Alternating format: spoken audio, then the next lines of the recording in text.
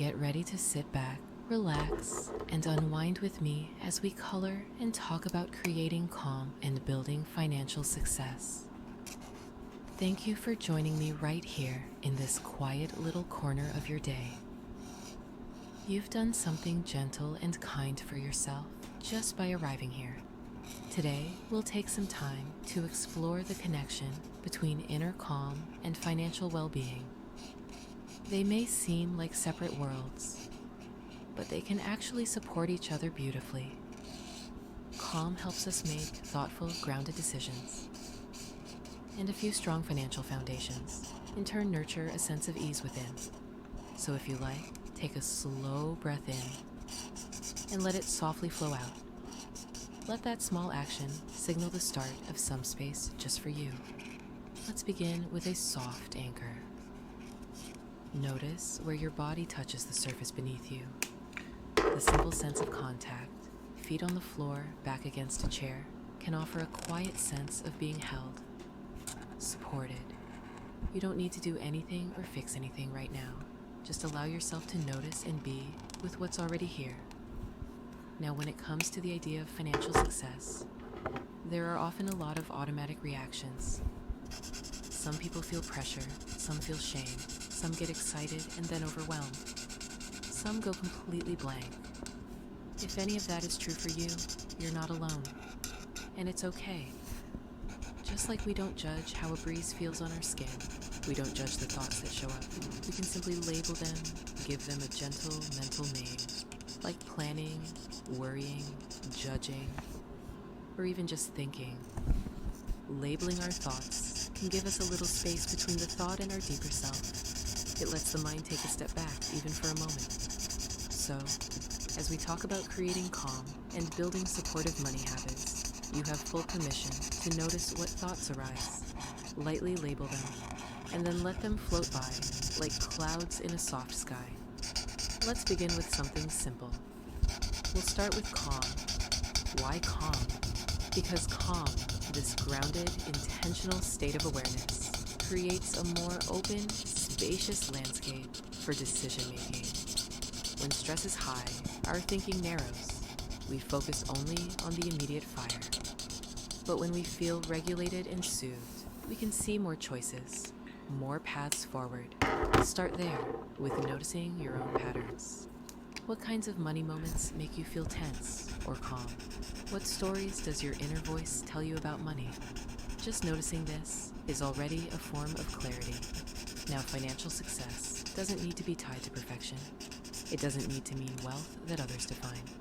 In this space, we're going to define it quietly, personally. You can allow your version of financial success to be soft and spacious. Maybe it looks like paying bills on time, with ease.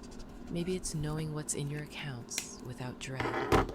Maybe it's saving, even just a little, for a future need. Maybe it's knowing what you value and spending in ways that reflect that. Tiny steps are more honest than giant leaps. So step 1, simply become familiar. You don't need to act or fix. Perhaps once a week, you sit with your numbers for 5 gentle minutes. No judgment, no panic, just presence. Familiarity reduces fear.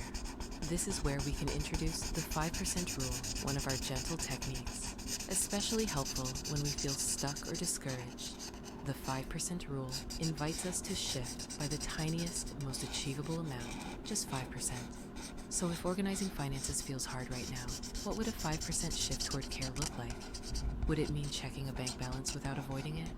Would it mean naming one financial goal out loud, even if you're not sure how to reach it? Change doesn't need to be dramatic to be real. 5% still moves us forward. Let's gently add intention. Ask yourself kindly, what do I want money to feel like in my life? Steady, quiet, joyful, supportive. These are valuable emotional goals, and they can guide practical steps. Now, an invitation. If it feels helpful, you can try the 2-box method. All this means is, you take any money thought or habit and mentally place it in one of 2 boxes. One box is labeled draining, the other is supportive. There's no judgment in which box something goes. You're just noticing. Maybe scrolling through sales emails is in the draining box. Maybe making a plan to repay a debt goes in the supportive box. The labels help clarify what feeds your energy and what saps it. Over time, we can gently reduce what's in the draining box and build little supportive moments one by one. Let's rest here. Let your gaze soften and return to your senses. Gently, feel your breath where it is, not needing to change it. Is your neck relaxed? Your brow? If not, just soften them slightly. Micro-release is a way we offer care to our physical body in small places: jaw, shoulders, hands. You don't have to release fully, just create friendliness. That alone is enough. Now let's take a tiny pause, a mid-script reset. This is where you give yourself credit for being here, for turning towards something you could have avoided. Even listening is a brave step. So breathe in some credit and breathe out tension that isn't yours to carry. Money brings up many layers for many people. It can stir up generational stories, belief systems, decisions we made when we had fewer tools. Often, we talk to ourselves harshly about finances. Let's pause that, just for now. If it's been hard, that's okay. If things aren't perfect, nothing is. You have permission to approach money with the same patience you would give a friend. You can say to yourself, I'm learning to build care into my financial life. That alone is enough for today. Let's explore another simple tool: gentle self-script. This is a tiny supportive sentence you can use whenever stress shows up, financial or otherwise. A 3-line script might sound like, I notice that I'm feeling overwhelmed. I'm still allowed to rest. One small step is enough today. Or it could be, I made a mistake. That's okay. I'm still safe, and I can learn. Let yours be soft, believable, and kind. You don't need to pretend. You just need enough of a shift to stay in motion, without pressure. As you ease into your version of financial calm, you might find yourself rethinking what success feels like. Maybe it's not about the number, but about the ease.